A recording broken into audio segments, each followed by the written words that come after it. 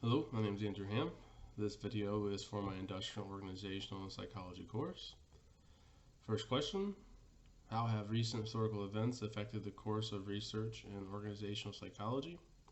Given an example and the resulting outcome. So, first part of the question there, yes, historical events has affected research in organizational psychology. In any field, when there is a historical event, whether it's positive or negative at the time, you can look back at it and learn from it and use it to guide you and further research, positive or negative event. As far as giving an example of an event, I like to think about the 1970s and 1980s, the shift in focus and research from traditional to non-traditional topics. Non-traditional topics such as work-family issues, retirement, job stress and health, and customer service. The impact, I believe, or the resulting outcome, has led us where we are today in truly understanding that there's more to employee behaviors than the traditional narrow focus we had. By looking at, for example, work-family issues, we now know from research that there's a whole host of outside factors that the organization has no control over in terms of like let's say family event going on, a sick child or stress at home, that will spill into the workplace. Now, an organization, from the research, an organization can employ tactics to help mitigate that potential behavior shift from an employee going through a stressful time. And this is because of the research that has occurred and been occurring. I look at the current pandemic we're in and the shift in focus that many organizations have had to have in terms of the work environment, all the precautions they have to take, and while still striving to meet production numbers. During this stressful time, it's not only stressful for businesses, but it's extremely stressful for the employee and their family. And I think because of the research that has been ongoing since the 70s and 80s, it truly has helped organizations make this quick shift and still keep employees at the forefront of their mind, understanding that this is a stressful environment for them just as it is for the organization, and that they really need to apply a lot of effort in mitigating work-family issues, especially during the pandemic. Question 2. Describe the socialization process for graduate students in your program. Is the program successful in socializing newcomers and creating job embeddedness? So to speak from the online program only, yes, I believe Liberty University is successful in socializing newcomers and job embeddedness. Liberty University is a Christian university. They make it well known from their TV ads, from ads you see on Facebook or various websites. And them making this well known, it really helps them to target a specific audience. Once you are recruited, as we'll say, you go through the application process. If you get approved, now you're part of the university. Then I feel comes the mentor phase. Every week, I feel like it was once, twice a week, I was getting phone calls from different parts of Liberty University, whether it was student affairs, whether it was military affairs, whether it was finance. They were constantly contacting and making sure that I had everything I needed to start the courses I had registered for, making sure I was properly registered for courses that were in my program. Military affairs constantly reached out to make sure that my GI Bill was being processed, or if they needed anything additional to what I'd submitted, they were constantly reaching out. It really made you feel like they cared about you. Once classes start, the socialization doesn't stop then. Every single class you take has a course requirements quiz at the very beginning that you have to have done before the end of the second day, the third day of class. And in that quiz, it makes sure that you understand the student syllabus and that you read over the syllabus, and read over the course requirements, and make sure that you understand and it really makes you go out of your way to review it. I know from my past experience with my previous university I was with, we didn't have that. So I never really felt the need to really check the syllabus in depth like this university has done so. The job embeddedness, I believe, is successful at this university because they're constantly making you feel at home.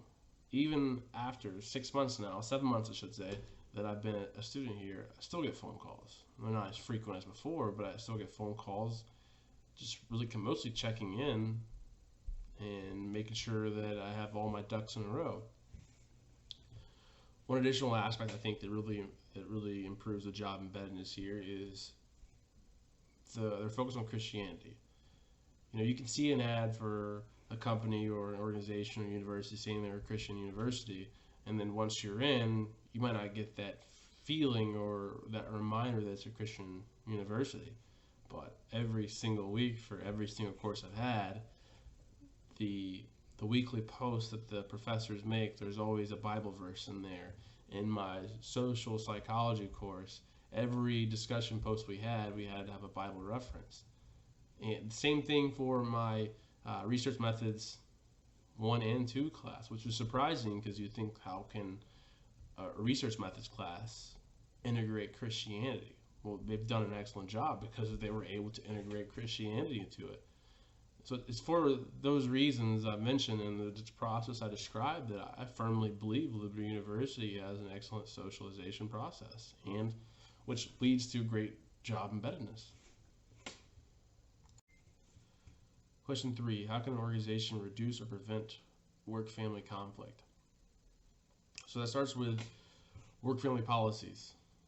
And what I mean by that is an organization putting in effort to help their employees execute work and non-work related roles. Non-work related roles meaning parenting, education, health, so exercising, taking care of elderly. Those are non-work related roles. Now, in today's climate, organizations have to have a family-focused environment to truly help push these policies and actually have employees feel like these policies are actually there and they mean something. If you have an organization that the climate and the environment doesn't truly feel family focused or family driven, or they don't feel that they actually have the support of their supervisors, if they were to go to them with a family related issue, then they're not going to go to that supervisor, and they're not going to truly believe these policies are nothing more than smoke and mirrors. So you really want to have this environment that employees do feel supported and they feel that they can go to their supervisor with a family problem, and that maybe the supervisor will have a solution, or he will offer up ideas of ways to solve it, or give ideas of resources that are available to that employee to help them deal with this issue. 2 policies that I think of just from personal experience that help with work-family conflict is telework and flex time. Telework in my organization, for example, from 6 a.m. to 6 p.m., you work 8 hours. But it's up to you to determine whenever you come into work, whether you want to come in at 6 a.m., 7 a.m., 8 a.m. As long as you work those 8 hours, the choice is yours. That helps with potential family conflict. Say like you have a spouse and she gets up early and leaves for her job at 6. Well, who's going to put the kids on the bus? Well, since you have the option to start work at 8, well, you can put the kids on the bus. And when it comes to flex time is a recent policy introduced in my organization that has been met with a cheer, to put it lightly. It's been a huge success and a huge rave amongst employees. Flex time in my organization, let's say that your child gets sick at school. Well, go to your supervisor, let them know, hey, I need to take an hour. I'm sorry, it's unexpected. I need to take an hour to pick up my kid and bring them home because they're sick. You're gonna get approved for that. You don't have to burn leave. You do not have to worry about who's gonna pick up my kid adding more stress to your life, the employee, that your life, which can roll over into the workplace. All you have to do is after that hour or however long it takes, you come back and you add that to the rest of your hours for the day you need to work. So basically, let's say from 10 to 11, I've got to pick up my kid. Well, I just add an extra hour at the end of my day, and I don't need to worry about burning leave. And I don't have to have this feeling like, oh man, the organization is going to fire me for this family-related issue that I couldn't prevent. So those are two policies that I personally experienced that help reduce and I'd say prevent to an extent work-family issues. Not going to prevent all of them, but those two policies are excellent at reducing. Question 4. Imagine you've been asked to develop a performance assessment program for employee development. What techniques could you use to adequately evaluate employee performance as comprehensively as possible? So our Jackson Brett book gives us an example of Campbell's model of job performance and Murphy's model of job performance. Well, if I'm going for as comprehensively as possible, I'm going to go with Campbell's job performance, or that model of job performance. To give you an idea of what I would be mirroring my assessment program off of, Campbell's model of job performance is broken down into 8 dimensions, which is broken down into in-role and extra-role. In-role being job-specific task proficiencies and non-job-specific task proficiencies. To break down even further, a job-specific task proficiency is the task that you conduct, or the employee would conduct at the core of their job. So to give an example, let's say that my organization is a veteran service organization. Let's say it's the Wounded Warrior Project. And this assessment program is for our veteran service officers. Those are employees or individuals that their job is to help veterans with their disability claims. That entails collecting medical records, collecting evidence, getting the proper disability applications together and submitting them to the Department of Veteran Affairs, and acting as a central link of communication between the two. So we want to be able to make sure our veteran service officers are effective at their job.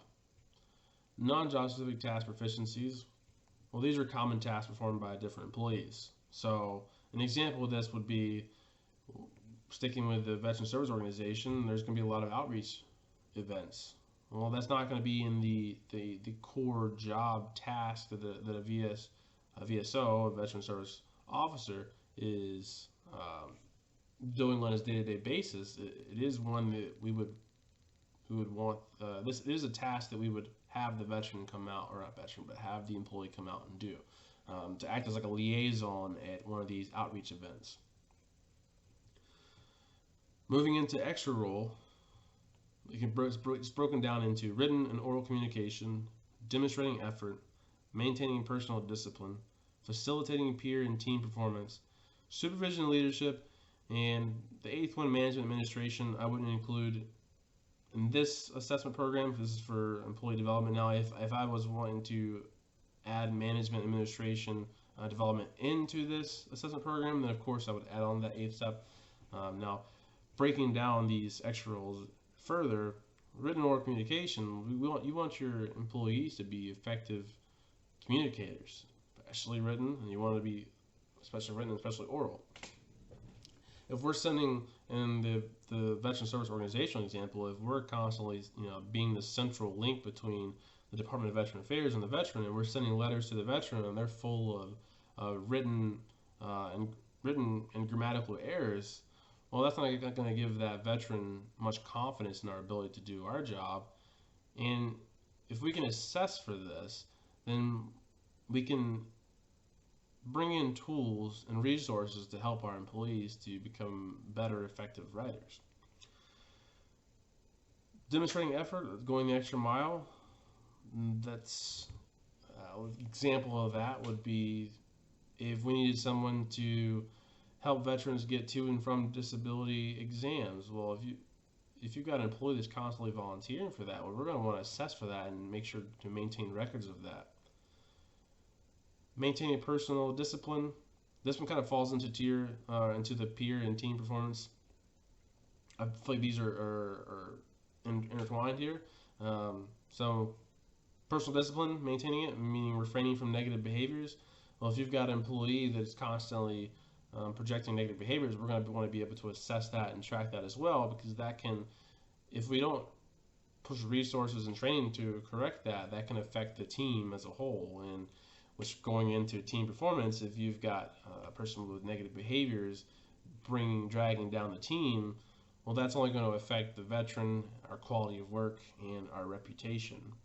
We want to be able to assess for these so that we can provide, again, push resources and training to try and counteract these negative issues. Supervision and leadership, that's basically effectively supervising and leading others. We want to make sure our supervisors are effective at supervising. If we've got inadequate supervisors, it can be a detriment to our company and to our team. Question 5, what are some possible common organizational constraints? How could they lead to counterproductive behavior?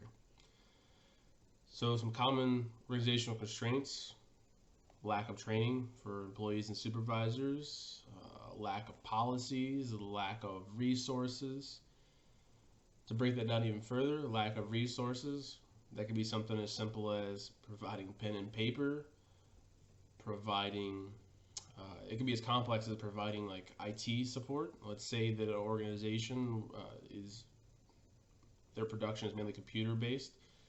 Well, if you're constantly having applications you use on a daily basis crash or sometimes not even work, well, that's counterproductive. You've hampered your production. And let's say that you still hold your employees accountable to their production numbers and quality when they're having all these IT related issues or lack of supply issues. Well, those employees are going to be frustrated, and they will vent that frustration. Whether that frustration is vented through stealing of company property, whether that's wasting of company time, it could be taking out that frustration on fellow employees through aggressive behaviors. All of those lead to counterproductive behaviors. Inadequate training: if you have a supervisor or employee that doesn't know how to do their job, wasn't properly trained on that job, and they're getting quality reviews on their production and quality of their work, well, if you're an employee and you're getting dinged on things you weren't trained on, well, that's going to be frustrating, and that's going to lead to frustration seeping out into the team, especially if you're a team-based organization. Well, that's going to seep out, and more than likely it's not going to be just one person on that team that feels that the training is inadequate. It'll be more than one, and eventually it'll just congregate to more and more employees being affected by this. Rules and policies, what I mean by lack thereof, let's take, for example, if organizations doesn't have policies in place for workplace behavior to prevent sexual harassment. If you don't have policies to prevent sexual harassment, you can have a hostile work environment in an instant. And if your employees feel like the environment is hostile, well, now when they come to work, they're not going to be as focused on the job and performing their best. They're going to be constantly worried about being sexually harassed or discriminated against.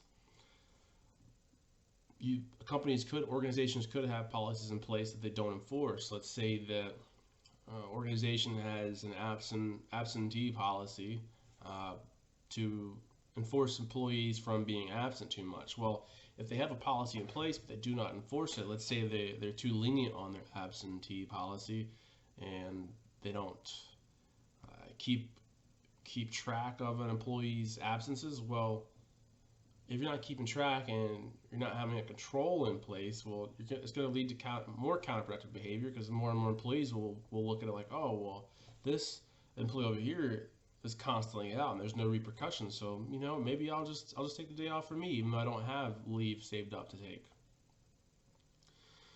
These are 3 common examples of constraints that organizations face. So that is the 5th and final question to this assignment. I just want to add in that Anything referenced in this video came from the Jackson Britt book, our textbook, and thank you for your time.